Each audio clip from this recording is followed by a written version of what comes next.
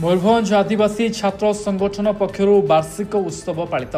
मयूरभंज जिला रायरंगपुर ब्लॉक पड़ियाठारे मयूरभंज आदिवासी छात्र संगठन पक्षर वार्षिक उत्सव पालित हो जाइछि। आजिकार यह भव्य समारोह में स्थानीय विधायक मान्यवर जलेन नायक समेत अनेक मान्यगण्य अतिथि जोगदे कार्यक्रम को साफल्य मंडित करिसेंति। एही वार्षिक उत्सव खूब धूमधाम रे अनुष्ठित होइतिबा बेले मयूरभंज रे हजार हजार आदिवासी छात्र छात्री समेत अनेक अंचलवासी उपस्थित होइछन्ति। कार्यक्रम रे अतिथि मानकु आदिवासी परंपरा रे स्वागत करुथिबार दृश्य लोकंकु विमोहित करिछि। परिशेष रे विभिन्न महाविद्यालय छात्र छात्री मानक द्वारा आदिवासी पारंपरिक नृत्य परिवेषण करा जायतिला।